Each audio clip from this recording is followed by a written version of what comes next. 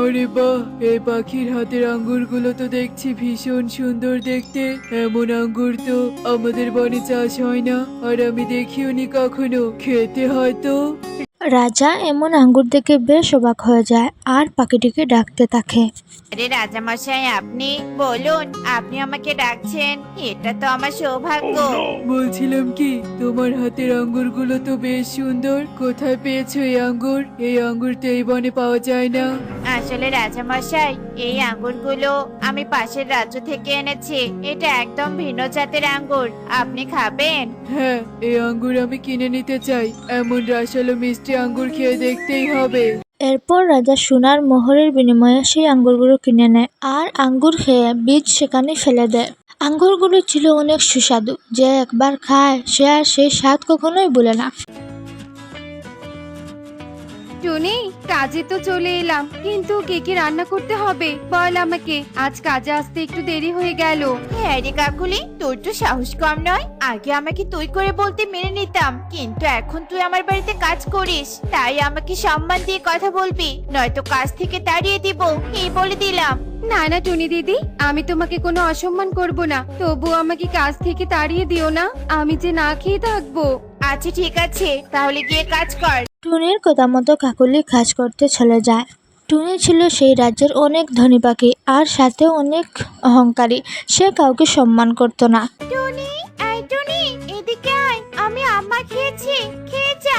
এই দেখ, সবাই আমার হাতে আম্মা খাওয়ার জন্য কেমন জড়ো হয়ে আছে।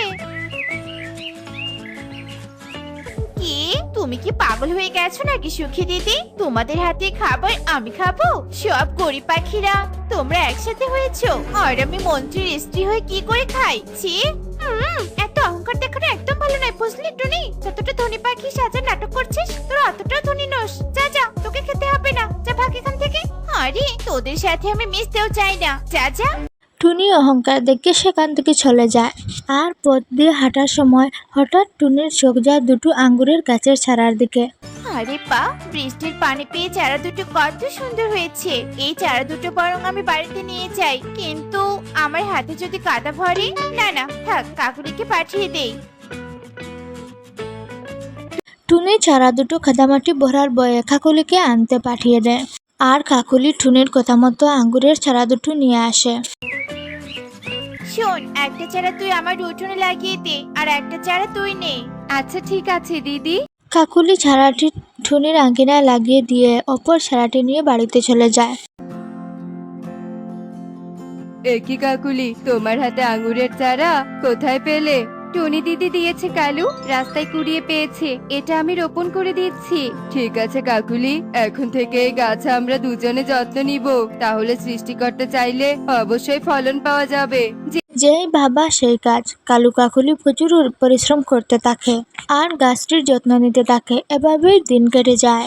টুনি, তুমি সবসময় ভাবে অলসতা করলে কি আর হবে বলো তো? তোমার ঘরের কাজের জন্য আমাকে কাজের পাখি রাখতে হয়। তোমার কত কত বিলাসিতা, এভাবে তো আমাকে টাকা খরচ করতে হয়। এত টাকা আমি কোথায় পাবো?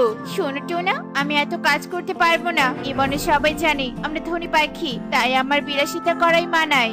ঠিক আছে, যেদিন অভাবে পড়বে সেদিন বুঝবে তুমি টুনি, এর আগে নয়। এরপর টুনা টুনির সাথে কথা বলে সেখান থেকে চলে যায় আর এভাবেই সেই দিন কেটে যায়।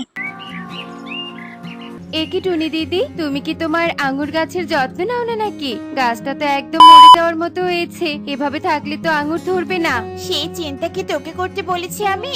আমি এই গাছ শখ করে লাগিয়েছিলাম, কতটুকু বা আঙ্গুর ধরবে এই গাছে। তোকে যেই কাজ করতে বলছি তুই সেটাই কর। এরপর কাকুলি চুপচাপ কাজ করতে থাকে। এদিকে টুনি তার রূপচর্চায় ব্যস্ত ছিল। কাকুলি টুনির বাড়িতে কাজ করে তার বাড়িতে চলে আসে। কাকুলি তার আঙ্গুর গাছে সবসময় পানি, সার ইত্যাদি দিত। এভাবেই কয়েকদিন কেটে যায়। কালু, কালু, দেখে যাও, দেখে যাও।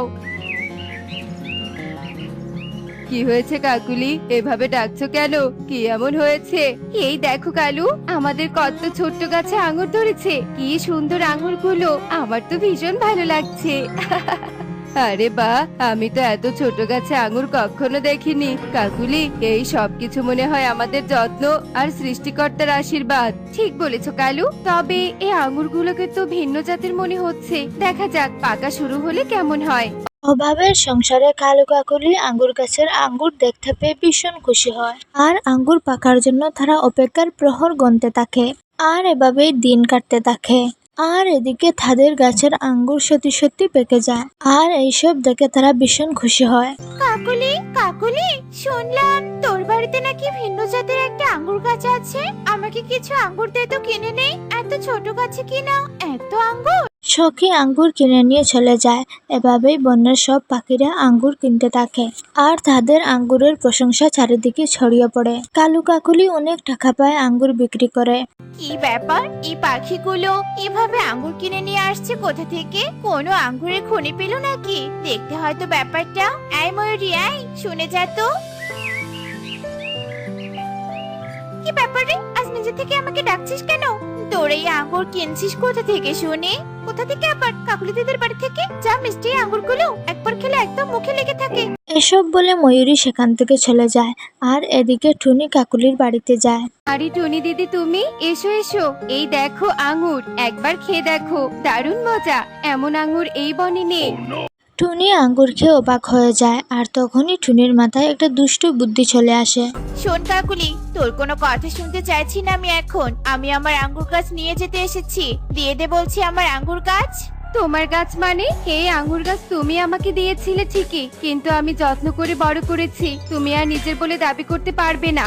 তোর কাছে দাবি করতে পারবো না মানে? 100 বার পারবো। দিয়ে দে বলছি। আমার গাছ নিয়ে তুই ধনী হয়ে যাবি তা তো আমি কখনোই মানতে পারবো না। কিন্তু আমি তো যত্ন করেছি। তোমারও তো একটা গাছ আছে দিদি, কই তুমি তো কোনো যত্ন করনি আর ফলনও ফলাতে পারোনি। কাকুলির সাথে টুনির ঝগড়া বেঁধে যায়। অবশেষে টুনি রাগ দেখিয়ে সেখান থেকে চলে যায়। না না না, ওই সামান্য কাকুলিকে আমি কিছুতেই জিততে দিব না। ওই কাকুলি দিন দিন ধনী হয়ে যাচ্ছে আর আমার বাড়িতেও এখন কাজে আসে না। ওকে আমি কিছুতেই ছাড়বো না। টুনির আগে গজগজ করতে থাকে। এভাবেই দিন কেটে যায়। এদিকে খালু কাকুলির আঙ্গুর গাছে আরো আঙ্গুর ধরতে থাকে আর তা বিক্রি করে তারা দিন দিন অনেক টাকা পেতে থাকে। কাকুলি, অবশেষে আমাদের অভাবের দিন ঘুচে গেল। এই আঙ্গুর বিক্রি করে তো আমরা অনেক টাকা পাচ্ছি। এবার আর তোমাকে অন্যের বাড়িতে অপমান সহ্য করে কাজ করতে হবে না। কি হলো কাকুলি, তুমি কি এত ভাবছো?